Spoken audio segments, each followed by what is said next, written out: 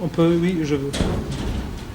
Oui, mais où êtes-vous? Approchez-vous, vous êtes... Non, je suis à côté du caméra, je ne veux pas être vu. On voudrait vous montrer seulement je vous écoute à peine. Oui, alors bon, je parlerai plus haut. C'est ça, oui. Bon, très bien. Alors je voudrais vous demander, est-ce que vous êtes optimiste quand il s'agit au sujet de l'avenir du monde? Non, mais peut-être mon devoir, c'est d'être optimiste. Je ne le suis pas. Je crois que nous marchons, enfin, peut-être vers une troisième guerre. En tout cas, il est très difficile d'avoir de l'espoir après ça. Mais je tâche de le faire. C'est mon devoir, évidemment, non? Mais vraiment, quand je pense à l'avenir... Est-ce que alors la deuxième renaissance, c'est un espoir pour vous? C'est une utopie comme les autres. Mais pourquoi une renaissance? Peut-être vaudrait-il mieux avoir quelque chose de tout à fait différent à notre époque, non? C'est-à-dire une époque, disons, bon, sans publicité, sans pays, sans frontières, sans sport, que je déteste. Pourquoi? Je ne sais pas, ces choses-là, mais voilà, ne me donne aucune joie. C'est-à-dire que j'aime beaucoup lire et j'aime aussi écrire, quoique je n'ai pas ce que je fais. Mais il m'est très difficile de penser à une utopie. En tout cas, une utopie devrait être tout à fait différente de notre temps. Oui, et dites-moi, est-ce que vous croyez que l'importance de l'art et de la culture s'accroît ou diminue dans le monde actuel? J'ai la triste conviction, je crois qu'elle diminue. Par exemple, je n'ai pas lu un journal dans toute ma vie. Je ne lis pas les journaux. Je préfère lire des livres, même si le texte est le même. Si vous lisez un livre, vous le lisez pour la mémoire. Tandis que si vous lisez un journal, vous le lisez pour l'oubli. Et donc cela fait une différence, même si le texte est le même. Le lecteur le lit d'une autre façon. Et après ça, nous passons toute notre vie à entendre des nouvelles, et des nouvelles plutôt frivoles, non? Par exemple, des nouvelles sur des politiciens, sur des acteurs, des actrices, des voyages, des discours, des congrès aussi. Et tout ceci attriste un peu, non? Mais si je pense à la poésie, alors c'est différent. Il me manque le sens historique du tout. Quand Keats disait « A thing of beauty is a joy forever », c'est-à-dire quand quelque chose est beau, alors c'est pour toujours, peu m'importe les conditions où cela est fait. Je me rappelle aussi une phrase de Whistler, « Art happens », c'est-à-dire l'art survient. Les conditions, on ne peut pas les prévoir, mais je crois qu'il faut surtout qu'il y ait de l'émotion, non? Alors, si on a l'émotion, alors peut-être on peut arriver à faire quelque chose. Mais les théories esthétiques sont plutôt dangereuses. Les théories en général, non? Il faut que ces faits mystérieux, l'art, la beauté survient, et parfois ils nous visitent. Parfois, on ne peut pas prévoir cela, et encore moins l'organiser. Je ne crois pas, disons, que les hindous, les persans, les arabes qui ont écrit qui nous ont laissé les milieux unis avec des théories. Non, heureusement pas. Ils ont simplement raconté des histoires que nous écouterons toujours. Et cela suffit. Oui, alors? Oui, puisque ce congrès se déroule à Tokyo, je voudrais vous demander est-ce qu'il y a une influence de la culture japonaise, de la philosophie, religion japonaise sur vous-même? Bien surtout du bouddhisme. Et quant à la poésie, j'ai tenté le haïku et la tanka. Je crois que cette idée de dire des choses essentielles, un peu de mots, cette idée de retenir un moment pour toujours, c'est la base du haïku, est une idée très intéressante. Et j'ai fait de mon mieux, enfin, j'ai tâché de faire des haïkus et des tankas en espagnol, mais les mots sont trop longs en espagnol, mais enfin, j'ai fait de mon mieux.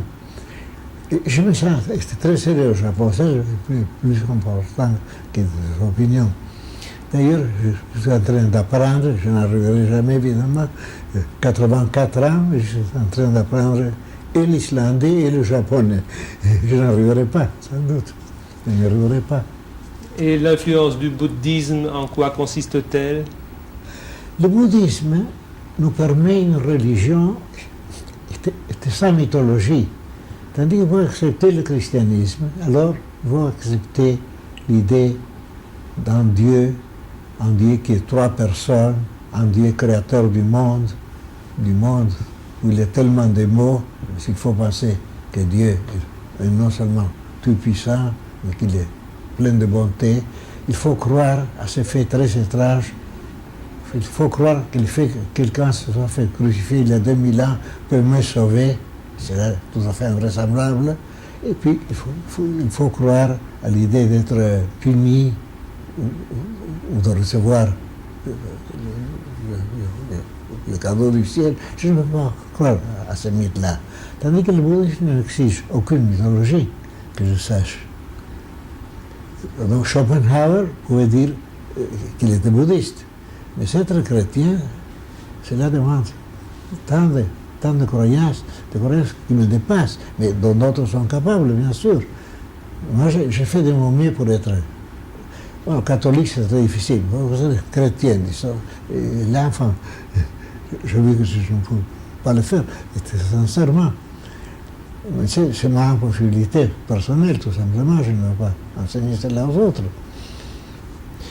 Puisque je ne voudrais pas abuser de votre temps, la dernière demande, oui. Qu'est-ce que vous pensez de ce congrès? Qu'est-ce que vous pensez en général des idées de réunir les gens et de discuter les problèmes?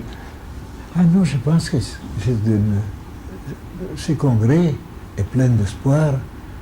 C'est un congrès très très généreux. Et l'idée de réunir des gens et de l'Orient et de l'Occident est une belle idée. Et sans doute, tout ceci ne sera pas stérile. Mais si une renaissance arrive, elle sera tout à fait différente de l'autre. Il faudra trouver un autre nom.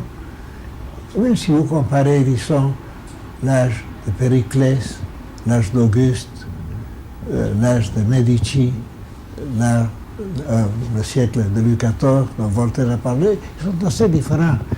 La seule chose que nous savons de l'avenir, c'est qu'il sera différent du présent. Il sera autre chose. Peut-être passe à l'histoire, peut-être passe aux inventions mécaniques, sans doute passe à la politique, qui est tellement triste. Bien. Monsieur Borges, je vous remercie beaucoup. Non, à vous. Allez.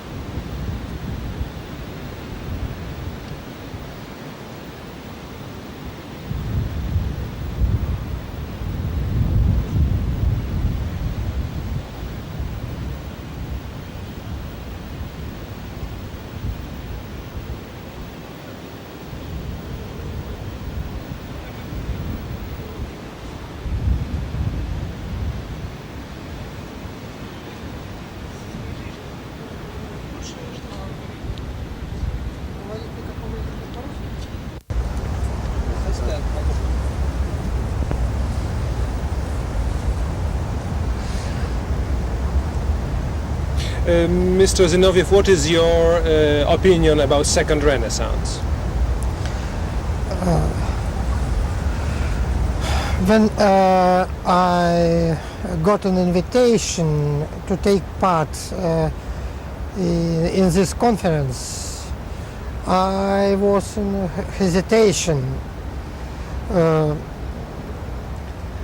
This notion of the Second Renaissance was unclear for me. Then Mr. Verdiglione offered me a subject for my report at this conference, the world after the Third World War.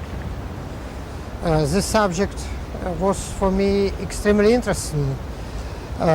My vision of this future was and is very pessimistic, and now I see the main aim of this conference and the main aim of the Second Renaissance to find out means to resist this tendency of our history, this tendency of the evolution of mankind. And from this point of view, this conference and the idea of the Second Renaissance can be realistic and very interesting. In what do you see those elements that can bring us hope, that can prevent this development towards the Third World War? This picture I described in my report isn't inevitable.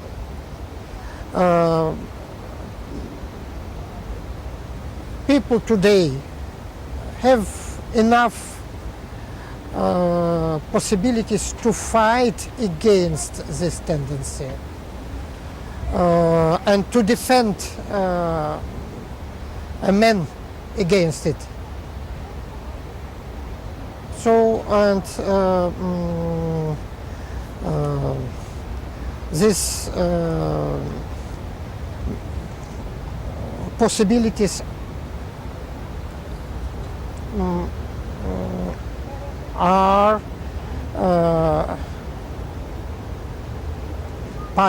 partly obvious. I mean, for example, contemporary culture, then different forms of human movements, literature, art, and so on. How do you understand the slogan of this conference? Where does the East come from? Where does the Occident go to? I understand this slogan in the following way. The East is not a geographical notion. It is a sociological notion. East is actually a certain tendency in the evolution, namely a tendency to communism. And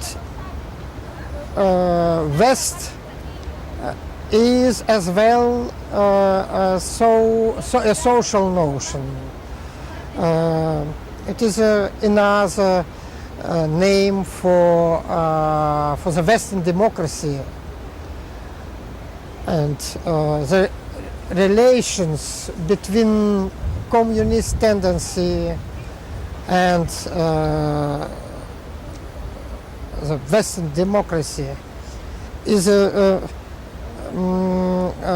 main problem for us today. Communist tendency is very strong, and it has a great historical prospects, but Western democracy is not so weak as it seems to be. The Western democracy is able to resist and to offer another direction of the evolution. Now let us get back to the Second Renaissance and the culture and arts. Do you see in contemporary culture, contemporary arts, the examples of the Second Renaissance?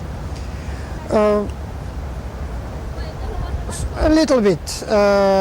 Of course, it depends on the interpretation.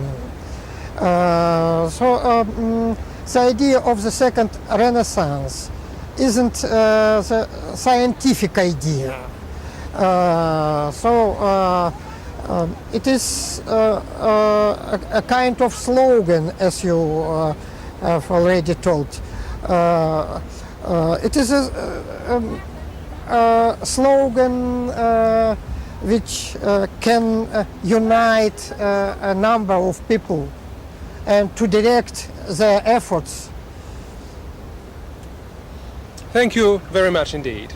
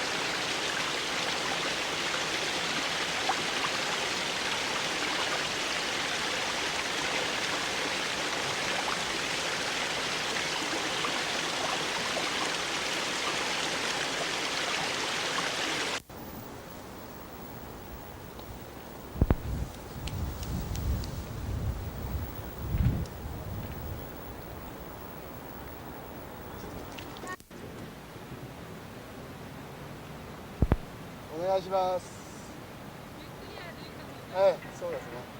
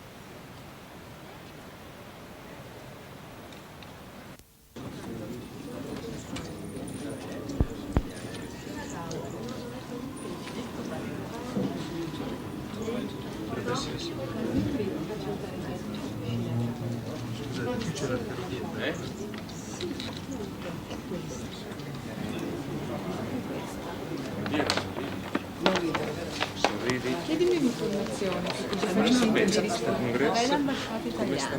Dov'è l'ambasciata italiana? Alle 19:30 Si può andare anche senza va bene, d'accordo, allora sono Previsto stamattina sono stato molto presto anche. Dopo le 10 non ho visto. Mi sembra strano che non venga. Stamattina era un quarto d'ora di più. Secondo me va cercato quello lì è però va chiamato Ho andato via un po'. no, voi non dovevate farlo andare via perché sapevate che doveva passare.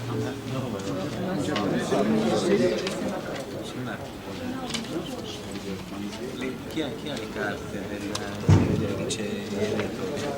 certo che non c'è. No, i tasti. Perché dovevamo vedere se c'è mia moglie.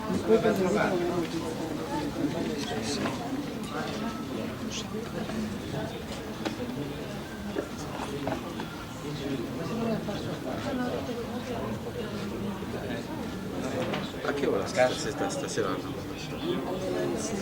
carte che chiede alle 7 perché ricevo le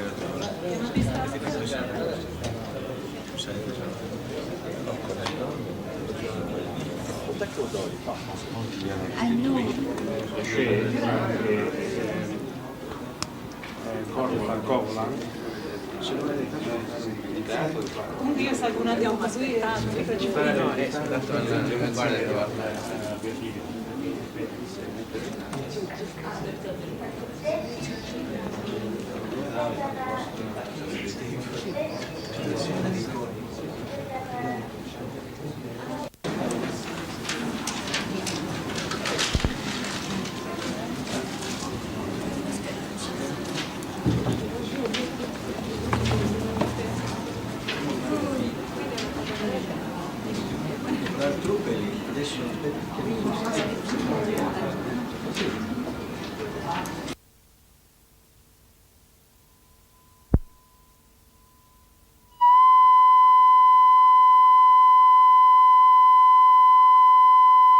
Only a quite tiny fraction of the phenomena in the world that strike us really lends itself to theoretical analysis at all. Just think of mechanics. That was the first spectacular theoretical success after the first Renaissance. If you take celestial phenomena, wonderful. In fact, at the time, when there wasn't much technology, the only thing one knew about celestial phenomena was simply the motion of the planet, the only precise knowledge. And for that particular thing, nothing could be better than, or practically nothing could be better than Newtonian mechanics.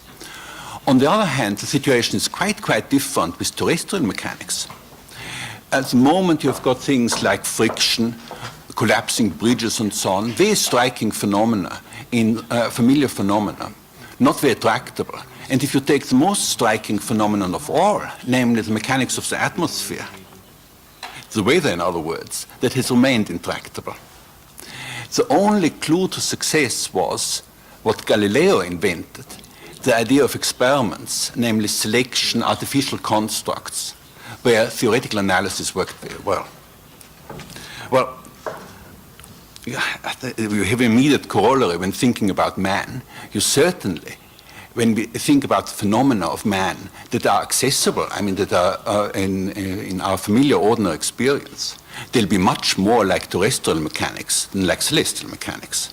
It may be a little bit different when you look at the structure of proteins or when you look at the neural organization in some part of the eye. But generally speaking, it will certainly be more like terrestrial mechanics. And what's more, experimentation is more limited than for Galileo. You can't experiment all that easily, especially if there are phenomena that you don't find, or at least just superficially, not to be found among animals. Is it such a good thing to have the sun actually in one's eyes? Just A 5, 4, 3.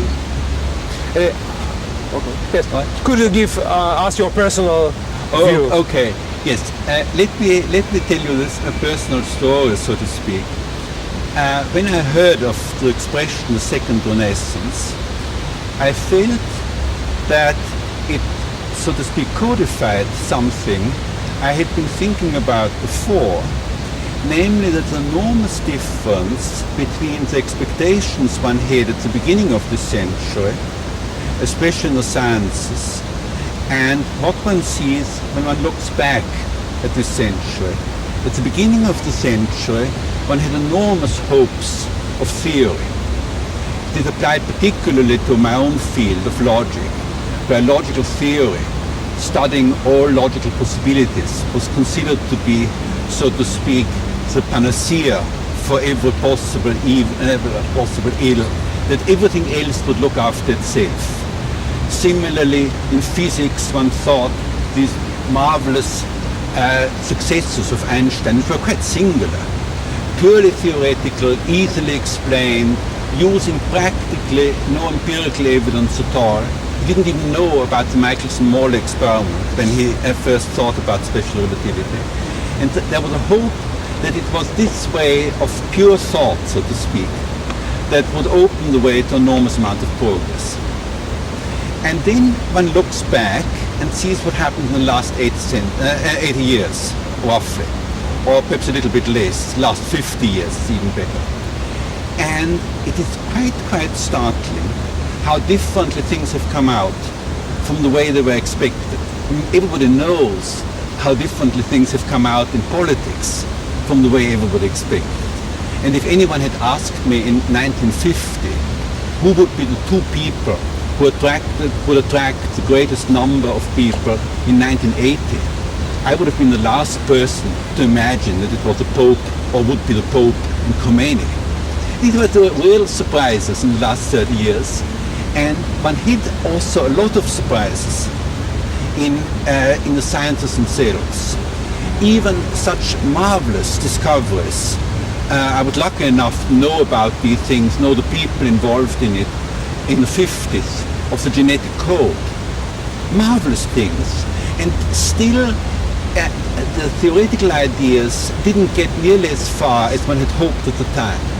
It has almost been forgotten now. But very short time after the discovery of the genetic structure, Crick, Griffith and Orgel had a marvelous theoretical paper of what the genetic code would look like on purely rational grounds, and came out with certain simple rational conditions which give you exactly 20 amino acids, and there only are 20 amino acids. And then it turned out it was totally false, from beginning to end. So this was here another example of the case where you had logical possibilities, the possibilities of the genetic code.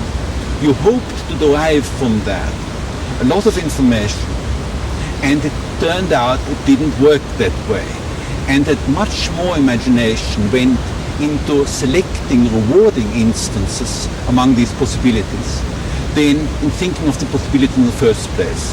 And that was actually the main content of my talk there, that these particular hopes of having one general logical theory, a universal language, for example, these general hopes were not so difficult for the reasons that people expected.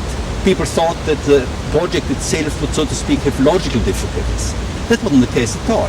One had bright ideas, lots of bright ideas of that kind, but it then turned out that, roughly speaking, in general, what is true universally will be trivial in each particular case. So these generalities didn't pay off in the way in which one had hoped they would. And so when I heard the expression, the second Renaissance, I simply associated it with something that, so to speak, was already happening. You didn't even have to think about the future. But it found certain words, that's sometimes important, certain words which one could attach to this kind of development. And in my lecture here, really all I did was to elaborate this a little bit more. That's the most interesting thing. At the end, I would like only to ask you, what do you think about the Congress itself? What are your opinions? Well, what are my opinions about the Congress? You see, there is a real difficulty about a Congress of this kind. On the one hand, usually Congresses have just one function. Absolutely, I mean, it's a perfectly well-known scientific experience. One function, that people who know each other already, who have been in correspondence with each other, or have worked in the same field, know of each other, meet in the corridors, talk to each other, exchange views. I've never known a scientific congress in which was useful, so to speak, for bringing people together who didn't already know each other. And I think this is a genuine difficulty. It's not lack of organization. It's not weakness, so to speak. It's in the, as a Marxist would say, logic of the situation, that it is quite difficult to find those people to whom one can say anything that would interest them, or to come to get to know the people sufficiently to find out what they have that one could use oneself, because I mean there's such a lot of knowledge that one just can't possibly use oneself at all. One just doesn't have the background for it.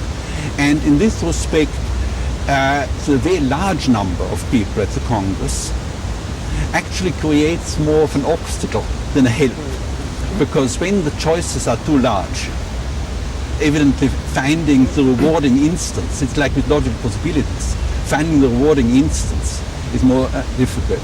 However, I have met several people, and whom I was very happy to meet, and whom I'm almost certainly would not have met without the Congress. Yes, because one of the problems with the traditional type of the Congress is that there are certain ghettos, and the people that know each other, they tend to meet again, but they don't go outside the ghetto of the very specialized field. And the idea of bringing people from very different specialities is working towards a sort of synthesis of different branches, interdisciplinary thinking. A marvelous idea is fine. It's just that the mechanism, it's so often, the plan is fine, it's just that the mechanism that's needed for it is more difficult than one would naturally expect. I mean, this happens in fact in almost all new schemes, that one overlooks, in many new schemes, one certainly overcomes a lot of difficulties that can be foreseen. And the really difficulties are the ones which are hard to foresee. And that is one of the major things. The interdisciplinary, I mean, I don't want to take up too much of your time, but I've got a lot of, I mean, I'm very old by now, and so I have a lot of experience of this kind.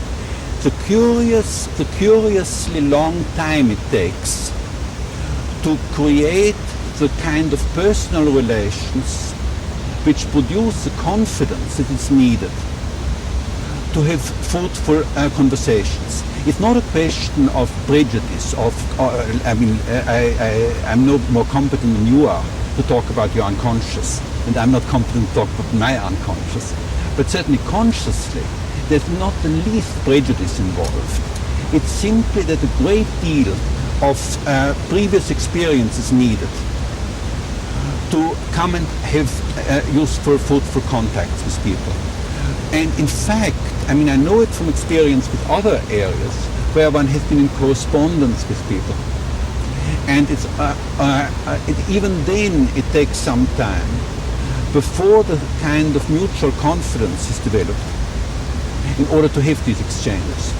And the only place I know, in my own experience, where these things worked out by themselves was in common rooms in England, where people lived together in a sort of monastic society. And there, it wasn't a question of conscious lack of confidence, but there one had got used to each other's way of talking. One developed that kind of confidence, and then conversations, even casual conversations, could be useful. But it seems to be very hard to replace this.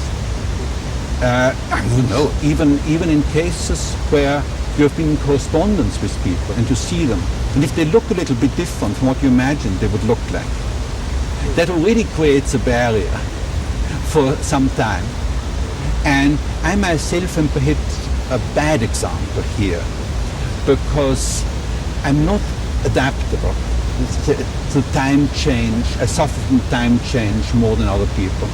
It's partly age, but not only age. It's that kind of thing which is not lack of organization. By no means lack of organization. It's a sort of kind of intrinsic difficulty of the time it takes to create the kind of unconscious confidence. But I mean, it's not that it was worthless. I mean, I met several people whom I was very happy to meet and whom I would not have met otherwise. But perhaps on this you should ask someone else, not me. It's this difficulty of adjusting. Yes, Professor, thank you very much indeed for your very interesting remarks.